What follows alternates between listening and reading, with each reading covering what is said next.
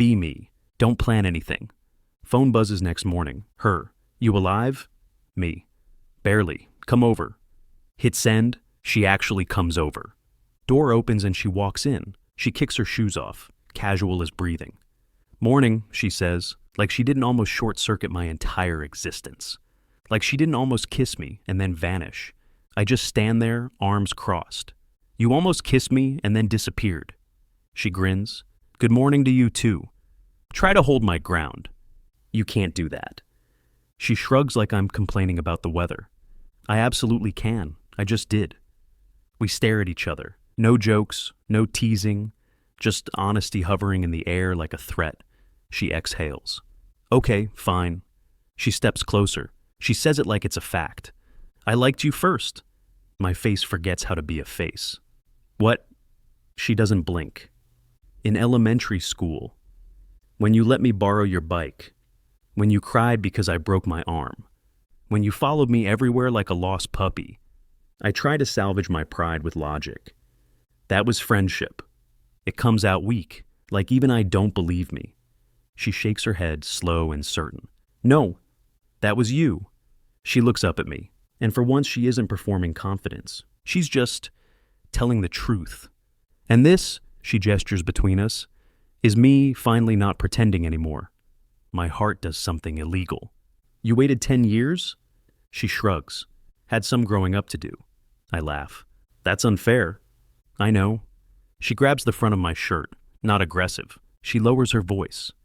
So, she says, are you going to overthink this too? My mouth answers. No. Then I kiss her. She smiles into it. We pull back and she laughs softly like she's been waiting for this line to drop. Took you long enough? I was distracted, I say. She rests her forehead against mine. You know, she murmurs, I didn't change into someone else. I know, I say. You just upgraded the graphics. She laughs. Same girl, different damage. She squeezes my hand.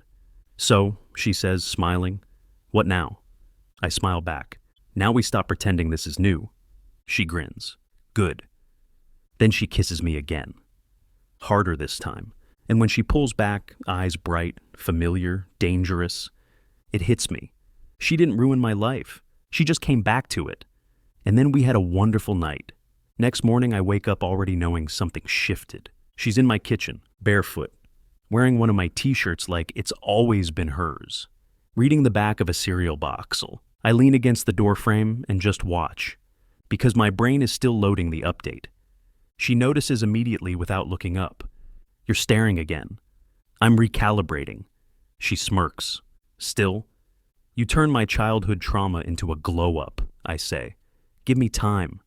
She laughs, low and satisfied, pours coffee. She takes a sip. So, she says casually, are we going to pretend last night didn't happen, or are we adults? I raise an eyebrow, attempt composure. That depends. Are you planning to pretend? She turns with the mug in her hand. Nope. Good, because I cannot survive mixed signals from her.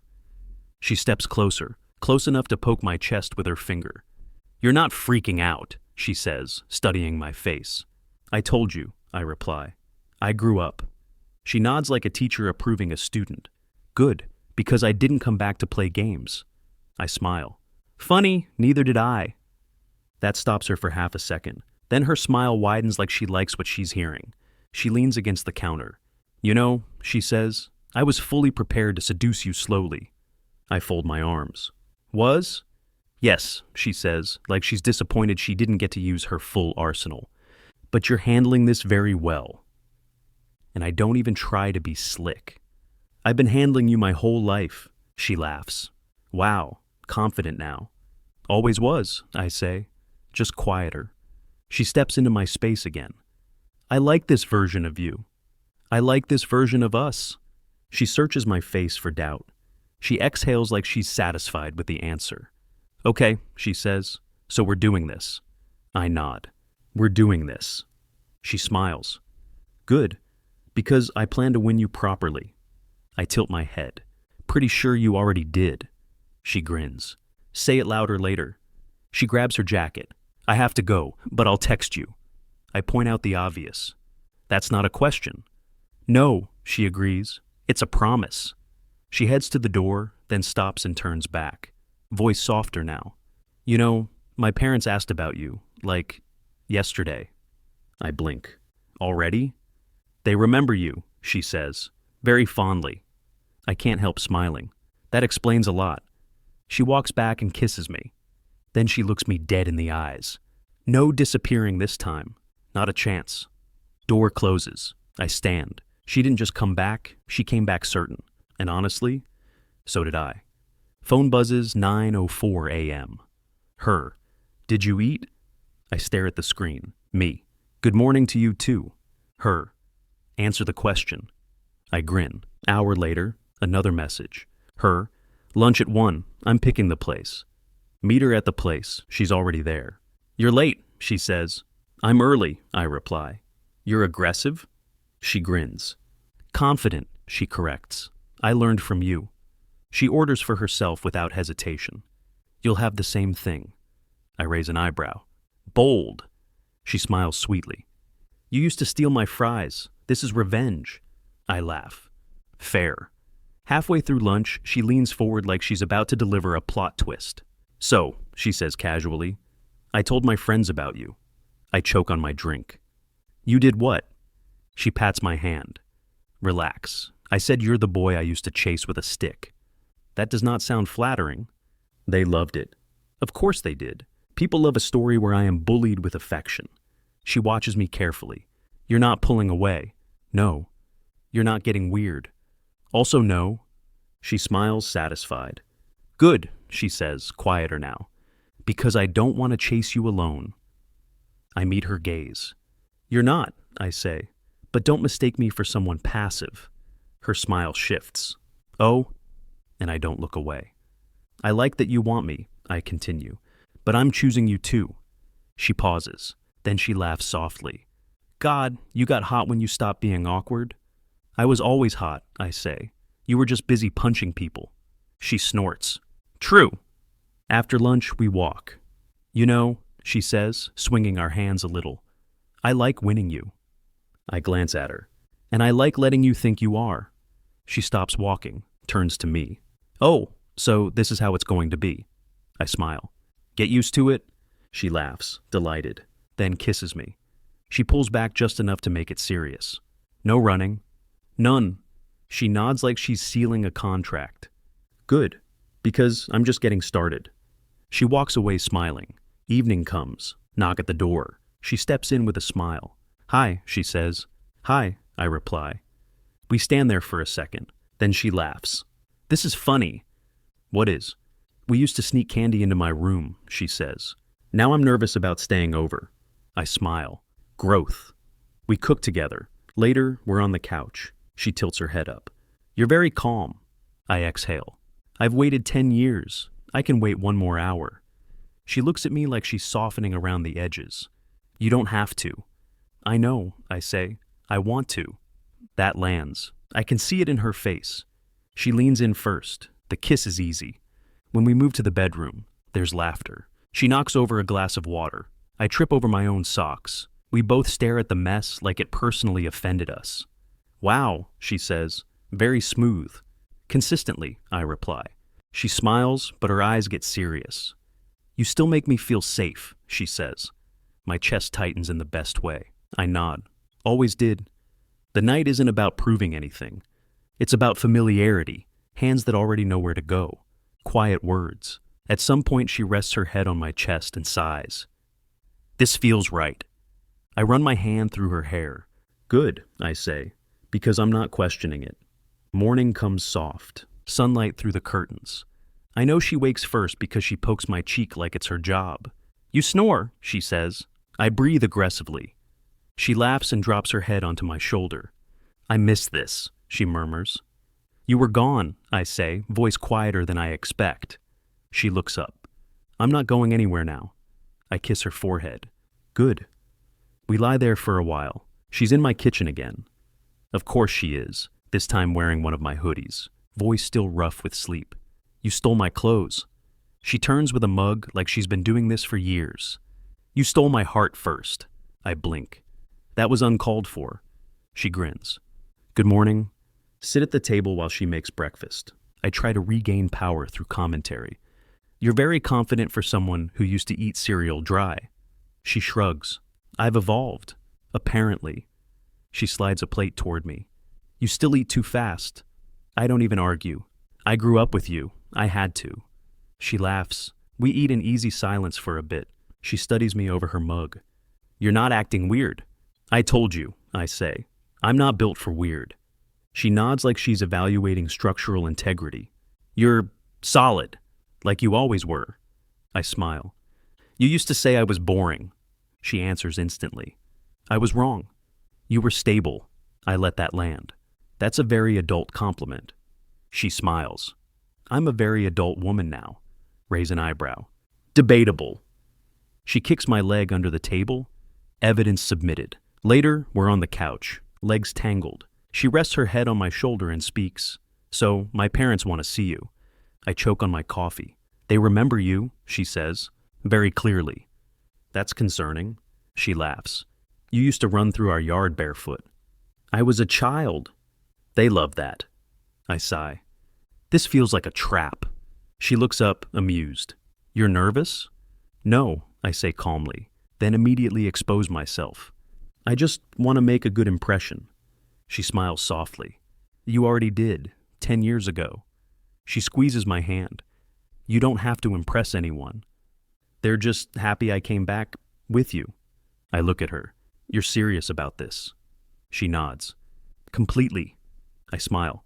Good, so am I. She beams. Wow, look at us, communicating. Terrifying, I agree. Before she leaves, she pauses at the door. This still feels real. It is. She steps in and kisses me, like she's signing something. No disappearing, she repeats. I smile against her lips. Not a chance. Door closes. I sit back and laugh quietly. 10 years ago, she ran through my life causing chaos. Now she's doing it again, and I wouldn't change a thing. Later, Parent Quest unlocked. Pull up to her childhood house. And my brain immediately time travels. The house looks exactly the same. Same fence, same porch. She notices me staring. You're thinking too hard. I always do, I say. It's a survival instinct. She laughs and grabs my hand. Relax, they already like you. That's what scares me. We don't even get to knock. Door opens like they've been waiting behind it. Her mom freezes for half a second, then her face lights up. Oh my God, it's you. I blink. Hi? She pulls me into a full hug. You got taller. Me, trapped in maternal affection. Thank you? Her dad appears behind her, squints like he's reading fine print, then smiles. Well, I'll be damned. You're the kid who used to run through our yard like a wild animal. Automatic defense mechanism activates. That was self-defense, he laughs. I like him already. She's standing there with arms crossed, cheeks red. You're embarrassing. Her mom waves her off. Oh, hush. We always wondered what happened to you two. I choke slightly. We? Her dad nods like this is obvious lore. You were inseparable. Couldn't keep you apart. She groans. Please stop. Her mom smiles sweetly. No. At the table it gets worse. Her mom produces an album like she's been saving it for this exact day. Oh, look, she says, pointing. Here's the day you fell into the pool. I lean in, horrified. That was not my fault. Her dad laughs. You followed her in like a loyal puppy. She hides her face. I hate this family. Her mom pats her shoulder. We love you. Anne keeps flipping pages. Dinner is loud, comfortable. Her parents keep glancing at us like everything finally makes sense. Like they watched the whole season and already know the finale. Her dad, casual as breathing. So, you're treating her well? I meet his eyes. Always have. He nods. Good. Later, we're alone in the backyard. She exhales like she's been holding her breath since we arrived. They didn't scare you off? I smile. On the contrary, they explained a lot. She groans. Don't, I remind her. You chased me with a stick. I was protecting you. From what? My boredom. I laugh, because of course it was boredom, her greatest enemy. She leans against me, head on my shoulder, voice quiet now. They're happy. Because they see me like this again. I wrap an arm around her. Like what? Myself. I kiss the top of her head. Then I'm glad I came back too. She looks up, smiling. Me too. In the car, she reaches for my hand. You survived. Barely. She laughs. But they like you. I smile. I know. And somehow, that feels bigger than I expected. Back at my place, the evening slows down. Shoes kicked off. She curls up beside me without thinking, head on my shoulder again. You're very calm, she says. I had a good day. With my parents, with you, I correct. She hums, satisfied. Then after a while, quieter. You know what scared me about coming back? What? That everything would feel different, she says. That I'd feel out of place. I wrap my arm around her. And now? She shifts closer. Now it feels like I just picked up where I left off. She looks up at me. With you. I brush my thumb over her knuckles. You don't have to prove anything. Not to them, not to me. She smiles. That's why I chose you. Raise an eyebrow.